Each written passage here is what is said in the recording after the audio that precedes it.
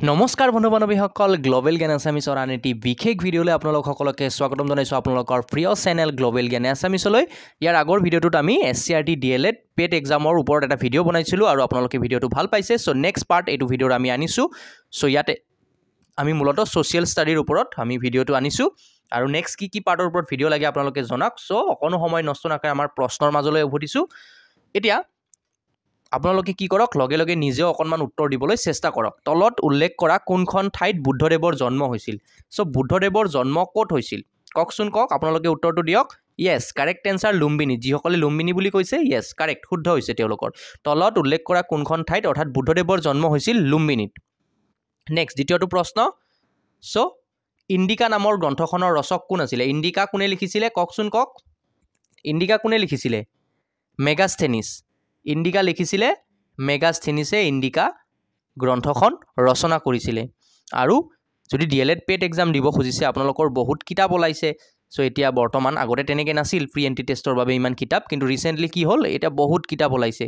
চ' আপোনালোকে কেনেকুৱা ধৰণে DLED পেট এক্সামটো দিলে কেনেকুৱা ধৰণৰ প্ৰশ্ন পঢ়িব লাগিব, কি আহিব। চ' মই এটা কথা কওঁ, সদায় পৰীক্ষা এটা পাছ কৰাৰ কাৰণে আপোনালোকে প্ৰিভিয়াছ ইয়াৰ কুৱেশ্যন পেপাৰ সেইটো বস্তুটো চাব লাগিব। চ' এইকেইটা কুৱেশ্যন আমি প্ৰিভিয়াছ ইয়াৰ কুৱেশ্যন পেপাৰ বেছ কৰি আনিছোঁ। আৰু ডাইৰেক্ট যদি কুৱেশ্যন পেপাৰখনো চাব বিচাৰে আমি লাহে লাহে ভিডিঅ'বোৰ দি আছোঁ। অকণমান যদি আপোনালোকে কি হয় ভিডিঅ'বোৰত ভিউজ আহে, লাইক যদি কৰে ভিডিঅ'টো চাই, বাট লাইক নকৰে যদি কমেণ্ট এটা কৰি দিয়ে, চ' আমি উৎসাহ পাওঁ। নেক্সট এইবোৰ আছে আমাৰ লগত মেটেৰিয়েল, আমি তেনেকৈ ভিডিঅ'বোৰ বনাই দিম।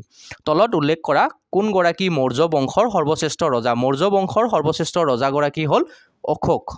অ'কে, এইটো নাপাহৰিব। এতিয়া তলত উল্লেখ কৰা শব্দটো আছে, ঠিক আছে। তলত উল্লেখ কৰা কোনগৰাকী মৌৰ্য বংশৰ সৰ্বশ্ৰেষ্ঠ ৰজা? চ' মৌৰ্য বংশৰ সৰ্বশ্ৰেষ্ঠ ৰজা হৈছে সম্ৰাট অশোক। নেক্সট 4 নম্বৰ প্ৰশ্ন। কোনগৰাকী মৌৰ্য সম্ৰাটৰ ৰাজত্বকালত তৃতীয় বৌদ্ধ মহামেল অনুষ্ঠিত হৈছিলে? অ'কে, কোনগৰাকী মৌৰ্য সম্ৰাটৰ ৰাজত্বকালত তৃতীয় বৌদ্ধ মহামেল অনুষ্ঠিত হৈছিলে? কাৰ ৰাজত্বকালত? সম্ৰাট অশোকৰ ৰাজত্বকালত। অ'কে, নেক্সট প্ৰশ্ন। তৃতীয় বৌদ্ধ মহামেল ক'ত অনুষ্ঠিত হৈছিলে? ঠাইখন সুধিছে, খুব ফেমাছ, পাটলিপুত্ৰত। অ'কে, তৃতীয় বৌদ্ধ মহামেল ক'ত অনুষ্ঠিত হৈছিলে? পাটলিপুত্ৰত। ভাৰতত মুঠ কেন্দ্ৰীয় শাসিত অঞ্চলৰ সংখ্যা কিমান? ভাৰতত মুঠ কেন্দ্ৰীয় শাসিত অঞ্চলৰ সংখ্যা কিমান? চ' ইয়াৰ উত্তৰটো আপোনালোকে সকলোৱে জানে। ভাৰতবৰ্ষৰ মুঠ কেন্দ্ৰীয় শাসিত অঞ্চলৰ সংখ্যা হৈছে 8খন। অ'কে, এয়া আপোনালোকে সকলোৱে জানে 8খন। কিন্তু কি যদি সুধো আপোনালোকক মনত আছেনে বা ক'ব পাৰিবনে? প্ৰথমতে মনত ৰাখিব জম্মু কাশ্মীৰ, য়েছ হয়।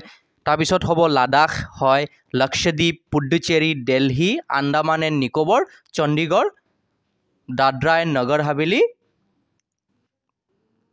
আৰু দমন দিউ। মনত ৰাখিব কি কৈছোঁ, আকৌ এবাৰ কৈ দিছোঁ।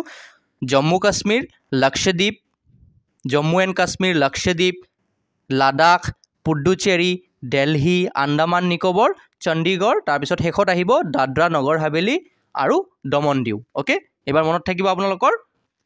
নেক্সট প্ৰশ্ন। ৰুছ বিপ্লৱ মানে ৰাছিয়ান যিটো ৰিভলিউশ্যন হৈছিলে কোন চনত হৈছিলে? এইটো খুব গুৰুত্বপূৰ্ণ প্ৰশ্ন, বিভিন্ন পৰীক্ষাত কিন্তু এইটো আহি থাকে প্ৰশ্নটো। য়েছ, 1917 চনত ৰাছিয়াৰ যি বিপ্লৱ হৈছিলে সেয়া হৈছিলে। ৰুছ বিপ্লৱ কেতিয়া সংঘটিত হৈছিলে বা কোন চনত? 1917 চনত। নেক্সট ইয়াতে আমাক সুধিছে যে গুপ্ত যুগত ৰাজ দৰবাৰত থকা নৱৰত্নৰ শ্ৰেষ্ঠ ৰত্ন কোন আছিলে? এতিয়া আকৌ এবাৰ প্ৰশ্নটো ৰিপিট কৰি দিছোঁ। গুপ্ত যুগৰ ৰাজ দৰবাৰত থকা নৱৰত্নৰ শ্ৰেষ্ঠ ৰত্ন কোন আছিলে? সেয়া হৈছে আমাৰ কি? কালিদাস। অ'কে, এতিয়া 9 নম্বৰ প্ৰশ্নটোত আছে যে বৰাহমিহিৰে ৰচনা কৰা গ্ৰন্থৰ মূল বিষয় কি আছিলে? বৰাহমিহিৰে ৰচনা কৰা গ্ৰন্থৰ মূল বিষয় আছিলে কি? এষ্ট্ৰলজি অৰ্থাৎ জ্যোতিৰ্বিদ্যা। অ'কে, বৰাহমিহিৰে ৰচনা কৰা গ্ৰন্থৰ মূল বিষয় আছিলে জ্যোতিৰ্বিদ্যা। নেক্সট পৰৱৰ্তী 10 নম্বৰ প্ৰশ্ন। নেক্সট 10 নম্বৰটোত কি আছে?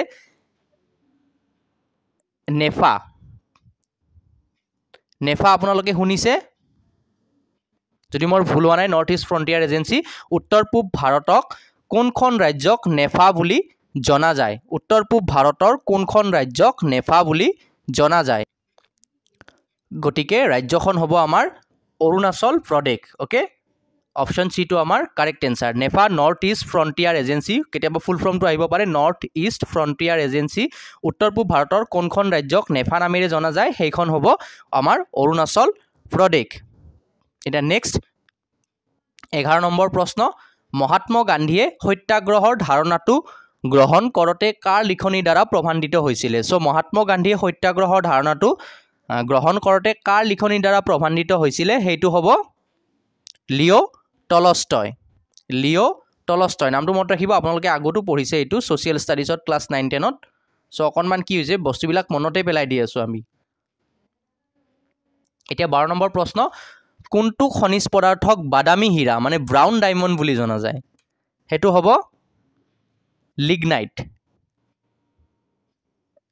অপশ্যন ঘটো হ'ব আমাৰ শুদ্ধ উত্তৰ কোনটো খনিজ পদাৰ্থক বাদামী হীৰা ব্ৰাউন ডায়মণ্ড বুলি জনা যায় হেতু হ'ব আমাৰ লিগনাইট ওকে নেক্সট 13 নম্বৰ প্ৰশ্ন তলৰ কোনখন ৰাজ্যৰ প্ৰধান তৈলক্ষেত্ৰ তলৰ কোনখন ৰাজ্যত প্ৰধান তৈলক্ষেত্ৰসমূহ অৱস্থিত এখন ডেফিনেটলি কি তৈলক্ষেত্ৰ বুলি ক'লে আমাৰ কি কাৰ নাম আহিব অসম ডেফিনেটলি জয়াই অসম ইয়েস তলৰ কোনখন ৰাজ্যত প্ৰধান তৈলক্ষেত্ৰসমূহ অৱস্থিত অসম এটা 14 নম্বৰ প্ৰশ্ন তলৰ কোনখন ঠাইত প্ৰথম পাৰমাণৱিক শক্তি কেন্দ্ৰ আৰম্ভ কৰা হৈছিল প্ৰথম পাৰমাণৱিক শক্তি কেন্দ্ৰ আৰম্ভ কৰা হৈছিল ক'ত তাৰাপুৰত এটো খুব গুৰুত্বপূৰ্ণ প্ৰশ্ন দেই এটো মনত ৰাখিব তলৰ কোনখন ঠাইত প্ৰথম পাৰমাণৱিক শক্তি কেন্দ্ৰ স্থাপন কৰা হৈছিল হেতু হ'ব আমাৰ তাৰাপুৰ ওকে তাৰাপুৰ আমাৰ correct answer okay next 15 number প্ৰশ্ন পানীক কোনটো সম্পদ হিচাপে বৰ্ণনা কৰা হয় জেনাৰেলি পানীক আমাৰ সক্ৰিয় সম্পদ হিচাপে বৰ্ণনা কৰা হয় পানীক সক্ৰিয় সম্পদ হিচাপে বৰ্ণনা কৰা হয় গটেটা